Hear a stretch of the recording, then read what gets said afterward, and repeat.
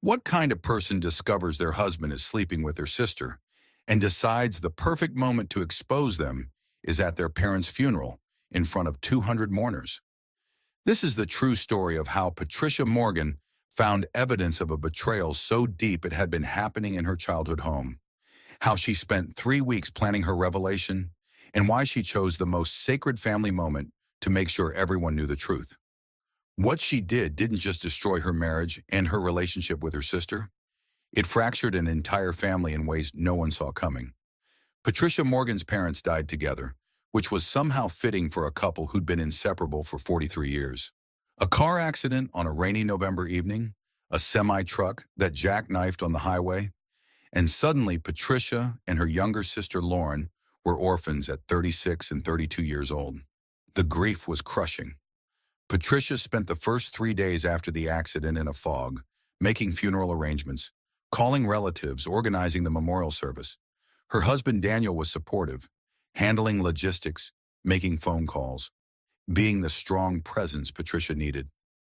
Lauren was a mess. She'd always been the dramatic one, the emotional sister, and she fell apart completely. Patricia found herself comforting Lauren, holding her while she sobbed, reassuring her that they'd get through this together. "We still have each other," Patricia told Lauren the night after their parents died. They were sitting in Patricia's living room, drinking wine, looking through old photo albums. "We're still a family." Lauren hugged her tightly. "I don't know what I'd do without you, Trish. You've always been there for me." Patricia hugged her back, feeling the weight of being the older sister, the responsible one. She'd always taken care of Lauren, protected her, cleaned up her messes. That's what big sisters did. The funeral was scheduled for Saturday, 2 weeks away.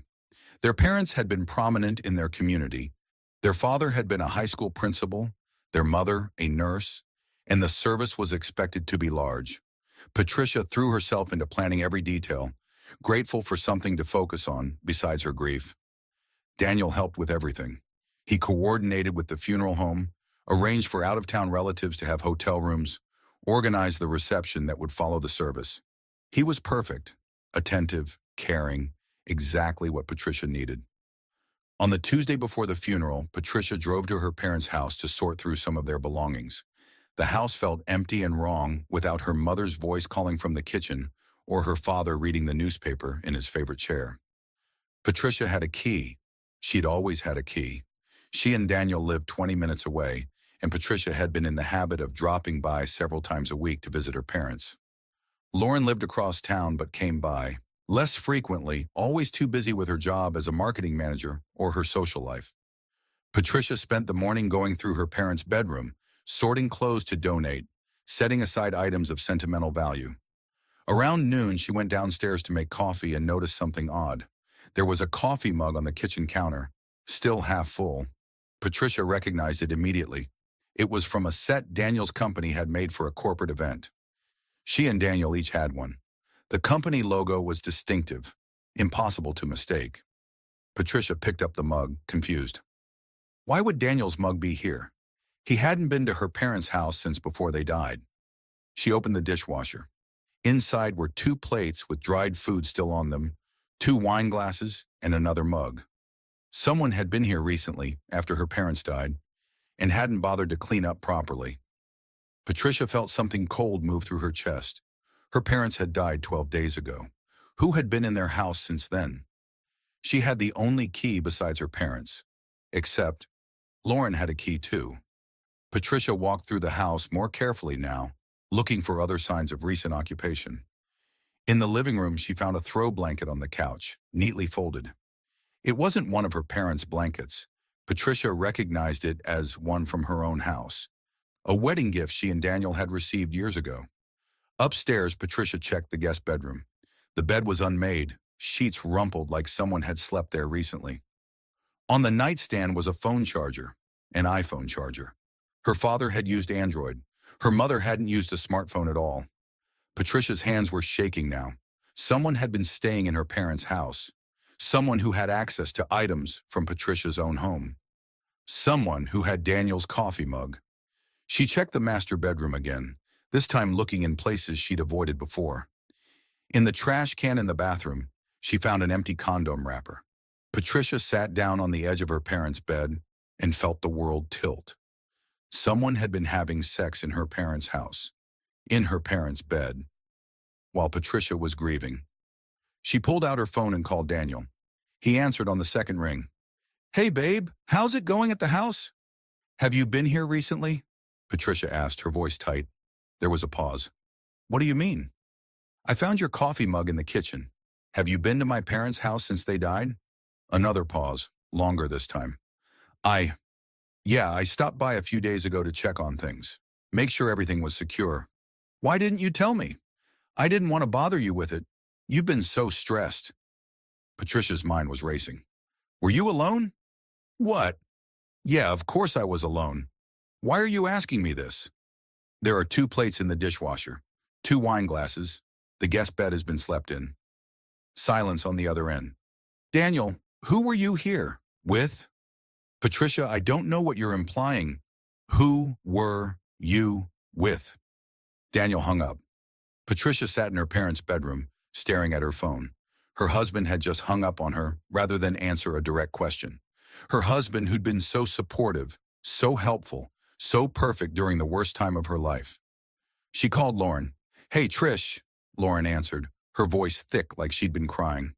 "What's up? Have you been to Mom and Dad's house recently?" Lauren hesitated. Yeah, a couple times, just to, you know, feel close to them." "Were you alone?" "What kind of question is that?" "Lauren, please just answer. Were you alone?" "I don't understand why you're interrogating me." "Because someone's been sleeping in the guest room and having sex in Mom and Dad's bed." Patricia's voice cracked. "And I found Daniel's coffee mug here, and he just hung up on me when I asked who he was with." Lauren was silent. "Lauren," Patricia said quietly, "tell me you weren't here with Daniel." "Trish, I can explain." Patricia ended the call. She sat very still, phone in her hand, surrounded by her dead parents' belongings, understanding with horrible clarity what had been happening. Her husband and her sister had been having an affair, and they'd been using her parents' empty house as their meeting place. Patricia drove home in a daze. Daniel's car was in the driveway when she arrived. He was waiting in the living room, pacing. "We need to talk," he said when Patricia walked in. "Yeah, we do." They sat across from each other, and Daniel took a deep breath. "Lauren and we've been seeing each other. It's been going on for about 6 months." 6 months. Half a year. While Patricia had been planning family dinners, coordinating holiday visits, working 50-hour weeks at her job as a financial analyst, while she'd been trusting both of them completely. "In my parents' house," Patricia said, her voice flat. "You've been fucking my sister in my parents' house." Daniel had the grace to look ashamed. "Not at first. That only started after they died. The house was empty, and we needed somewhere private." "My parents died 2 weeks ago," Patricia interrupted. "You've been screwing my sister in their bed while I've been planning their funeral." "It's not like that." "What's it like then?" Patricia stood up, rage flooding through her. "Explain to me what it's like to sleep with your wife's sister in her dead parents' house." Daniel tried to reach for her. "Patricia, please. I know this is awful timing." "Timing?" Patricia laughed, a harsh sound. "You think the problem is timing? The problem is you've been betraying me with my own sister." "I want a divorce," Daniel said quietly. "I'm in love with Lauren. We want to be together." Patricia stared at him. "You're telling me this now? 4 days before my parents' funeral? I know it's terrible timing." "Stop saying that," Patricia was screaming.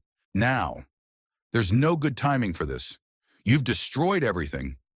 Daniel left that night, packing a bag and walking out. Patricia later learned he went straight to Lauren's apartment. Patricia spent the next 3 days in shock. She called in sick to work. She ignored calls from relatives asking about funeral arrangements. She lay in bed and tried to understand how the 2 people she trusted most had betrayed her so completely. On Wednesday, Lauren tried to call. Patricia didn't answer. Lauren sent a text. "Trish, please. We need to talk. I never meant to hurt you. It just happened." Patricia read the message and felt rage burn through her grief. It just happened. Like they'd accidentally tripped and fallen into bed together for 6 months.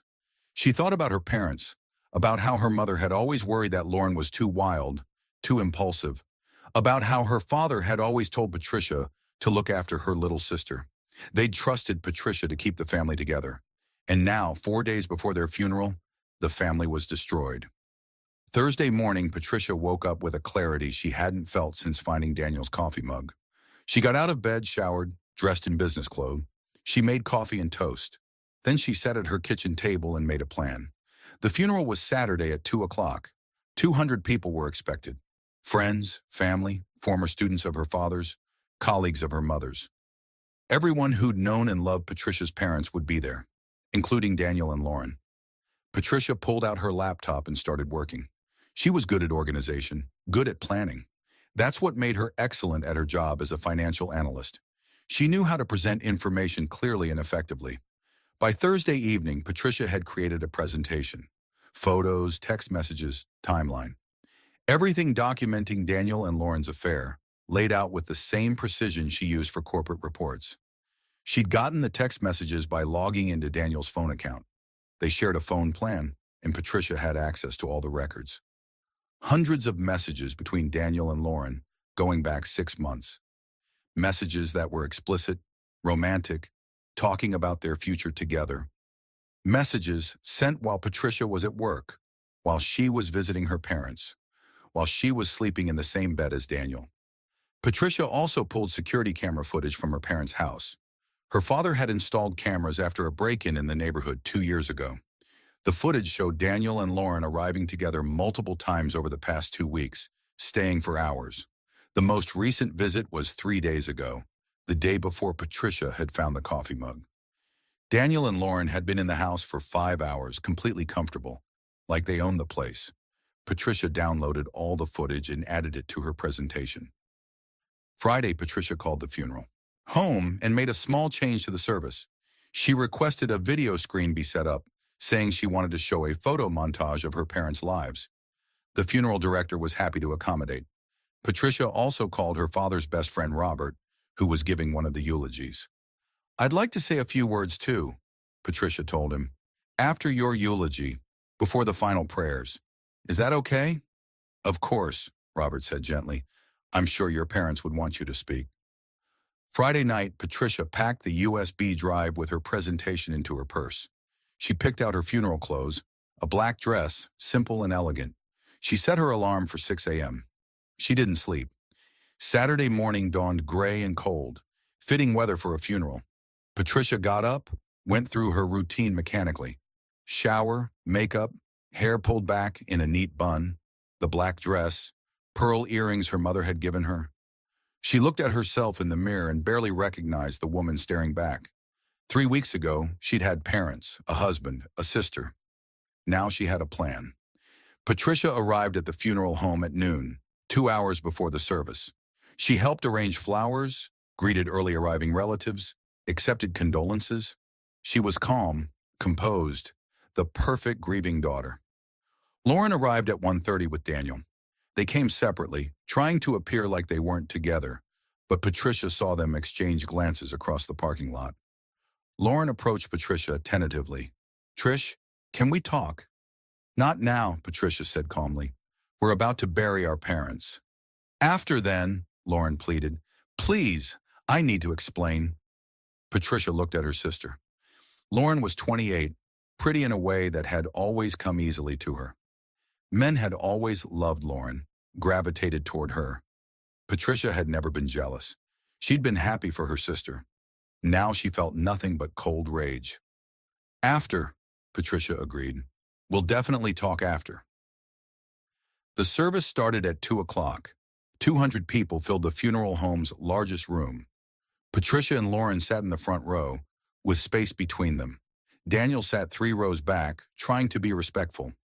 The service followed a standard format. The minister spoke about Patricia's parents, about their faith, their service to the community. Robert gave a eulogy about Patricia's father, talking about their 40-year friendship, making people laugh with stories about fishing trips and terrible golf games. Patricia's mother's best friend spoke next, talking about what an incredible nurse and friend she'd been. Then it was Patricia's turn. She walked to the podium with her USB drive in hand. The funeral director had set up the video screen as requested, and Patricia connected her drive while the audience watched. "Thank you all for being here," Patricia began, her voice steady. "My parents meant the world to me. They raised me and my sister Lauren to value family, honesty, and loyalty. They taught us that family was the most important thing in the world." Lauren was nodding in the front row, tears on her face. "My mother always told me to look after Lauren," Patricia continued. "My little sister. She said family takes care of each other, no matter what." The screen behind Patricia lit up with a photo of Patricia and Lauren as children, hugging each other at a family picnic. "I've always tried to follow that advice," Patricia said. "I've always tried to be there for Lauren, to support her, to love her, because that's what sisters do."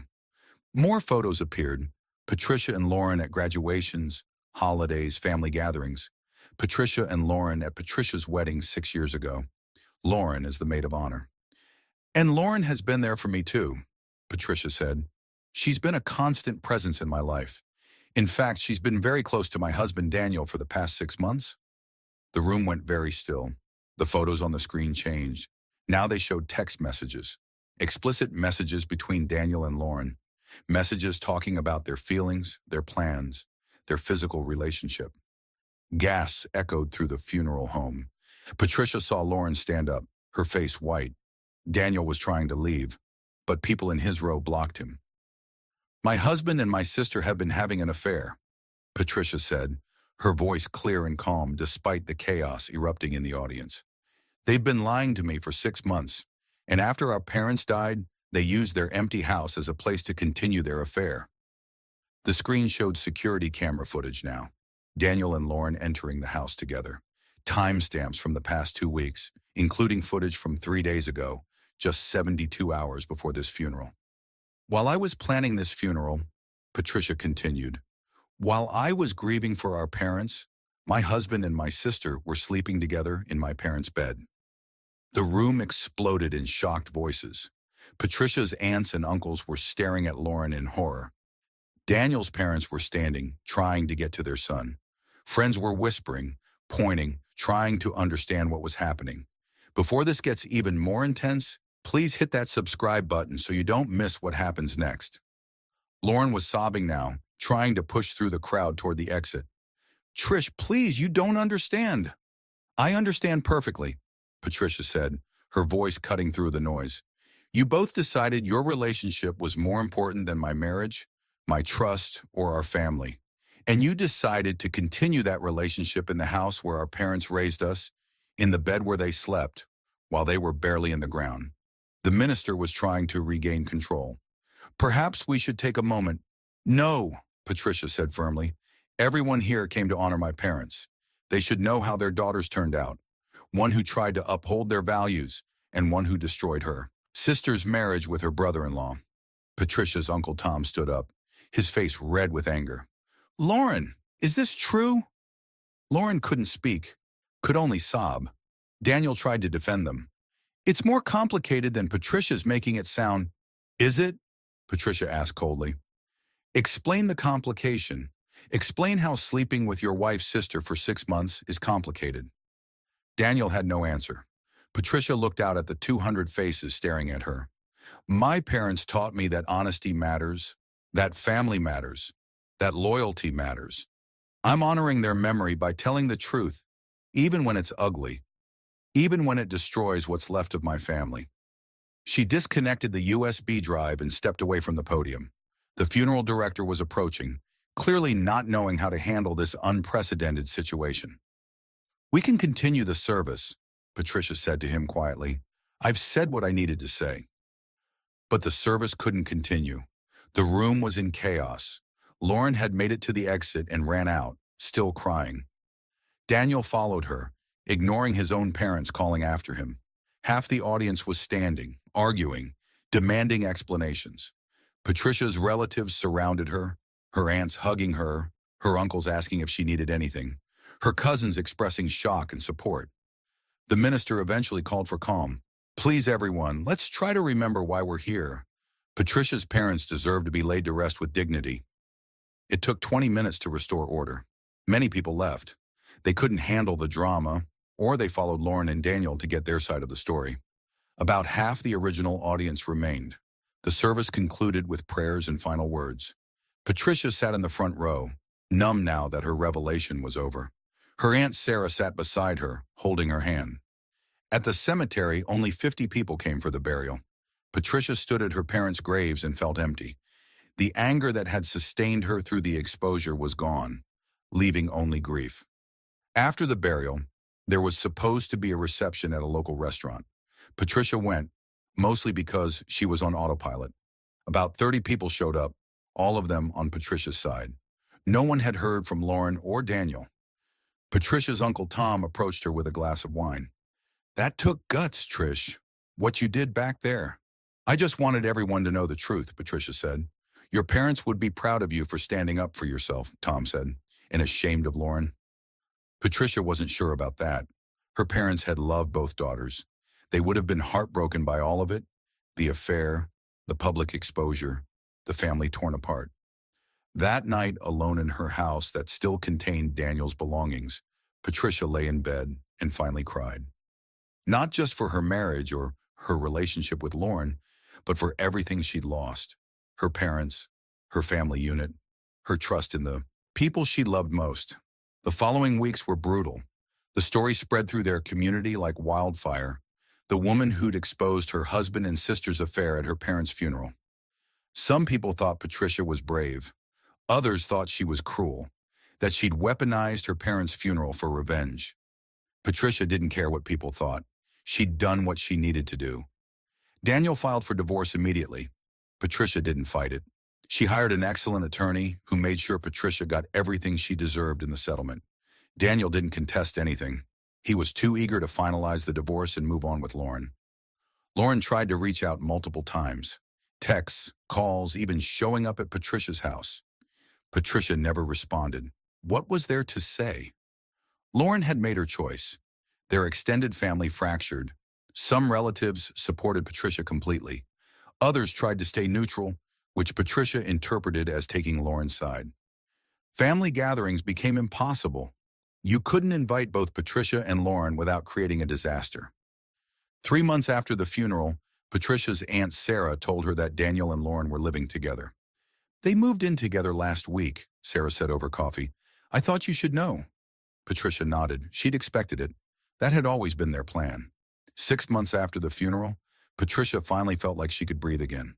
She'd thrown herself into work, gotten a promotion, traveled to Europe on a solo trip. She was building a new life, one that didn't include Daniel or Lauren. She also started seeing a therapist, Dr. Rachel Kim, who helped Patricia process the betrayal and the grief. "Do you regret exposing them at the funeral?" Dr. Kim asked during one session. Patricia thought about it. "No," she said finally. "It was the right moment. Everyone who loved my parents was there. They all needed to know what kind of people Daniel and Lauren really were." "Some people might say you could have chosen a less public moment," Dr. Kim suggested gently. "Maybe," Patricia acknowledged. "But they chose to use my parents' house for their affair. They chose to disrespect my parents' memory. The funeral felt like the right place to make sure everyone understood that." Dr. Kim nodded. "You took control of your narrative. That's powerful." 1 year after the funeral, Patricia ran into Lauren at a grocery store. They made eye contact across the produce section, and for a moment Patricia thought Lauren might approach her. But Lauren looked away and quickly left the store. Patricia finished her shopping, feeling oddly peaceful. She didn't hate Lauren anymore. She didn't feel much of anything for her former sister. The relationship was simply over, a part of Patricia's past that she'd moved beyond. Daniel she never saw. He'd moved to a different part of the city, and they had no reason to cross paths. Patricia heard through relatives that he and Lauren were still together, that they were talking about getting married. Patricia hoped they'd be happy, not because she forgave them, but because their happiness or unhappiness didn't matter to her anymore. They'd made their choices. She'd made hers. Everyone was living with the consequences. 2 years after the funeral, Patricia met someone new. His name was Marcus, a divorced architect with 2 kids. He was kind, honest, and most importantly, had no connection to Patricia's past life. On their 3rd date, Patricia told him the whole story. Daniel, Lauren, the affair, the funeral revelation. Marcus was quiet for a moment after she finished. Then he said, "That must have taken incredible strength." "Or incredible anger," Patricia said. "Maybe both," Marcus acknowledged. "But you stood up for yourself. You refused to let them control the story. That's not anger. That's self-respect." Patricia had never thought about it that way. The relationship with Marcus developed slowly, carefully. Patricia had learned to trust cautiously, to watch for red flags, to protect herself. But Marcus was patient, consistent, and proved over time that he was trustworthy. 3 years after her parents' funeral, Patricia stood in the cemetery on the anniversary of their death. She brought flowers, tidied their graves, and talked to them like she sometimes did. "I hope I made you proud," Patricia said quietly. "I know the funeral got crazy. I know it wasn't the peaceful goodbye you deserved, but I couldn't let them get away with what they did. I couldn't pretend everything was fine when it wasn't." The wind rustled through the trees, and Patricia imagined her parents understood. She'd done what she needed to do. The funeral revelation had been shocking, dramatic, and had fractured her family permanently. But it had also been honest. Patricia had refused to protect people who didn't deserve protection, refused to keep secrets that were destroying her. Some people still talked about it. The funeral where the daughter exposed her husband and sister's affair. It had become local legend, the kind of story people told in hushed tones. Patricia didn't mind. Let them talk. She'd lived through worse than gossip. 5 years after the funeral, Patricia married Marcus in a small ceremony with close friends. Only a handful of family members attended, the ones who'd stood by her after the revelation. Lauren wasn't invited. Neither was Daniel, obviously. Patricia's Uncle Tom walked her down the aisle, and Patricia felt her parents' presence despite their absence. At the reception, Tom made a toast. "Patricia's been through hell and came out stronger. She lost family members who betrayed her, but she gained something more valuable: self-respect and honesty. Her parents raised her to stand up for what's right, even when it's hard. She honored their memory by refusing to live a lie." Everyone raised their glasses, and Patricia felt tears in her eyes. Not from sadness, but from gratitude that she'd made it through to the other side. The funeral revelation had been one moment, one explosive confrontation at the worst possible time, but everything after was Patricia learning to live authentically, to protect herself, to build a life based on truth rather than comfortable lies. She'd chosen the funeral for her revelation because that's when everyone who mattered was gathered, when her parents' values were being celebrated, when the contrast between those values and Daniel and Lauren's betrayal was most stark. Some people would always think she'd been cruel. Patricia had made peace with that. She'd done what was necessary to reclaim her story, her dignity, and her future. And she'd never regretted it for a single moment. And that wraps up today's story. Now we want to hear from you. Where are you watching from? Drop your city or country in the comments, and let's see how far these stories reach. If this story moved you or gave you chills, give it a like, share, and subscribe for more powerful stories. One last thing, rate the story from 1 to 10 in the comments. Your feedback helps us bring you even better ones next time. Thanks for watching. We appreciate you being part of this storytelling journey.